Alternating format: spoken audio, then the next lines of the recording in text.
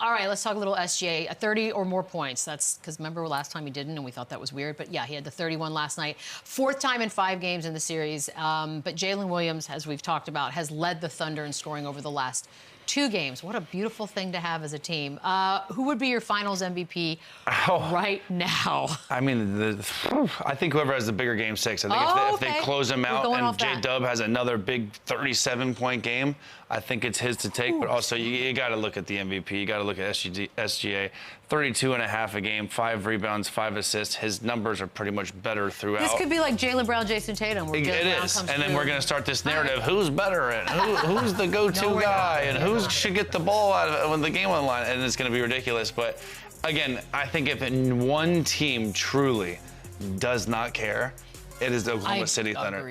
These guys will, whoever wins it, the other guy will be right behind him to get the trophy. I can see them breaking the trophy in half and splitting it. Like that is how cool and how the camaraderie of this team has. So my pick right now would be SGA, but again, I think if they close out in Game 6, I think whoever has it in one of those big explosive games can kind of get the nod. But that's fair. I think they're thinking the team trophy before the MVP. They really don't care. I'm in agreement with Chandler. I don't think they care, but right now it's SGA's. At the end of the day, 32.5 is a big number, right? That tells you everything you need to know now. It may come down to field goal percentages and things of that nature, but when you got 32.5 and 5 and 4.5 rebounds to go with it, and you're a perimeter guy, that's still gonna be your Finals MVP. But I don't think it doesn't matter. All 12 of these guys are gonna go to the podium anyway, and they're gonna have their hats on and their trophy and this and that. And I don't wanna burn the cheese for them because they gotta finish the job. But I think it's still SGA's to lose. Yeah. Well, I know you guys love best ever. We're gonna do one right now because SGA and J-Dub in the NBA. Now, are they the best duo ever? Are they the best? No, not just in the league right now. And I only want to also add this little nugget behind that is because second duo in the last 40 years to have a 40 and 30 game in the Finals, and the only other duo to do that a couple of times was LeBron and Kyrie. So now, Lou, I'll throw it to you first because you love this. You just love it.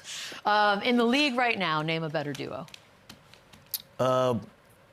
Right now, there's no better duo. There's only 2 teams left. I knew you were going to. There's only 2 teams left, man. But listen, these guys are playing great. If you'd have told me that this big Game 5 was going to come down to Jalen Williams having a 40 ball, I probably would have took the under on that, right?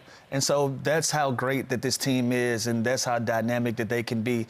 On any given night, 1 or 2 of these guys can beat you, and it can even be a third guy. You can even throw Chet in there, or you can throw in the impact that Caruso's had throughout the course of this Finals run as well. But last night, Jalen Williams was nothing short of the best player on the floor. He was the best player on the floor for them, and that's what makes this team great. They win by committee. They win by somebody throw something in the pot. No matter what it is, throw something in the pot and make this special for us. Make this a great gumbo mix for this group, and that's what they do. And I think last night, Jalen Williams was the head chef. He was the go-to guy. And so, you know, are they the best duo in the NBA? Right now, yes, because they're still playing. Now, what we love about basketball is when the season starts next year, there will be brand new. It'll be a brand new slate of guys. And they'll have an opportunity to prove themselves again. But right now, in this Finals, in the run that they've had in the postseason, absolutely. How can you not pick them? You know what I mean? Like, they're the best duo, they're the best trio. Dagnot's the best coach. Presti's the best GM. They have the best defense. They have the best bench. They have the best of everything right now. They are up 3-2 in the NBA Finals, and they've been the most consistent team all year long. You can talk about the great duos all around the league. They're at home watching this young duo right now, so it's hard to pick anyone other than these 2 guys right now. What they've done, the youth that they have, and we've been looking for them to get over the hump and kind of show that side of maturity and experience.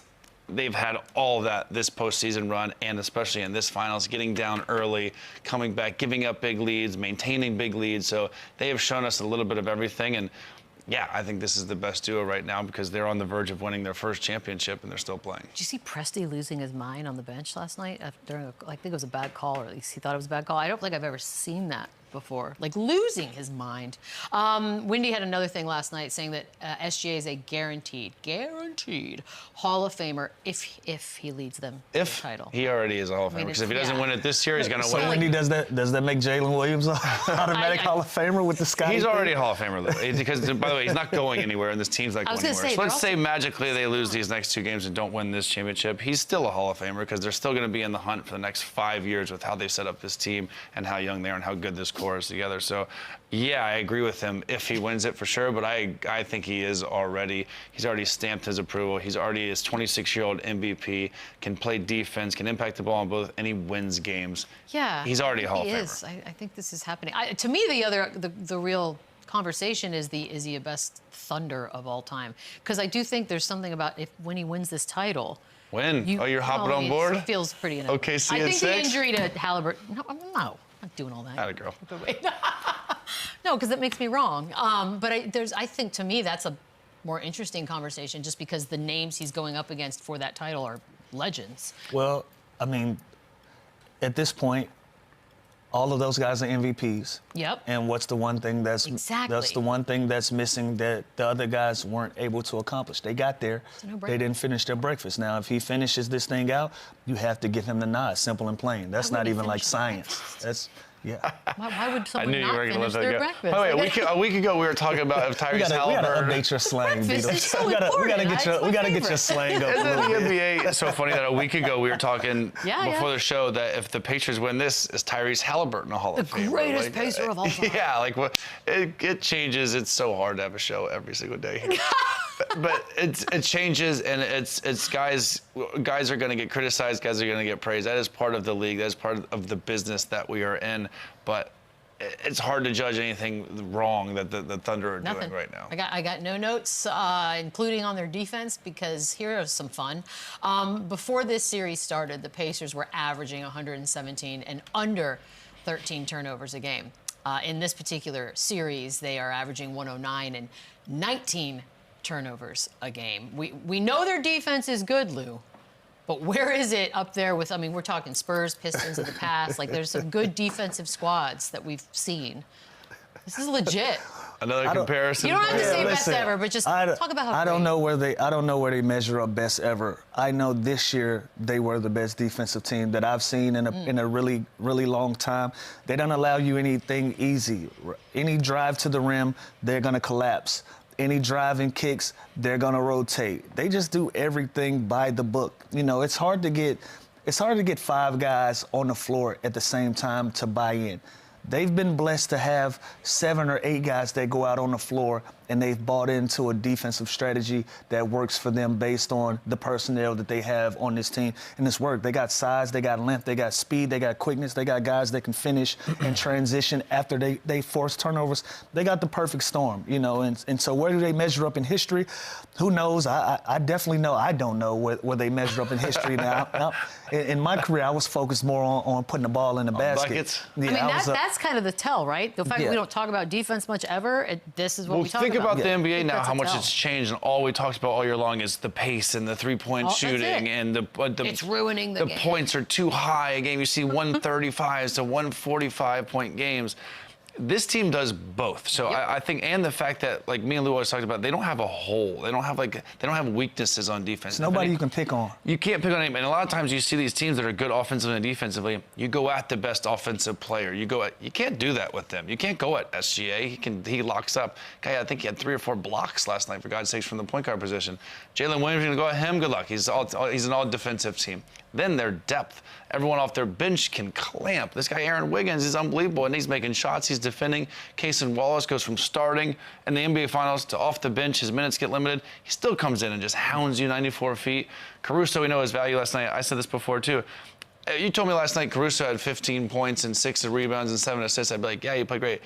He had 2 points last night. He still played unbelievable. I had the same feeling after the game that when he had 20, because his impact and his effort was still there. It didn't alter based on his shot making or his shot attempt. So it's crazy. Yeah, even the story that's coming out about blow-bys for SGA, his blow-by percentage is sky high. It can be sky high when you know for a fact I got help behind me. That's a great point. I got help behind me. I know that help is coming. So if a guy gets past me, I know that's not the end of it. It's not going to result in a layup because we got help side defense and we're going to rotate out. So some of that is by design. Now, I'm not saying that he can't sit down and play better one-on-one defense, but even if a guy gets past him, he can close his eyes and know for sure that help is coming behind him and they're going to collapse on that offensive player that's going down the lane. And so, again, when you have a defense and you have no holes in it, and there's nobody to pick on, you got to put yourself in those conversations with the best evers around the league. And we talk about offense sells and all the. Think about the last two champions. Well, possibly the Thunder, great historic defense, and last year the Boston Celtics, they clamped. They can score. Yes, they had a great starting five, but they were one of the better defensive teams. So it still matters. What if people just started saying things like defense wins championships? Yeah, would that how about work? that? That would be something to think about. I always thought it was just a saying. But here we are. All right, guys, we're going to take a quick break. A little who says no on the other side, because the KD stuff, it grows by the day. We'll be right back. Run it up, run it back, yeah. Run it up, run it back, run it up.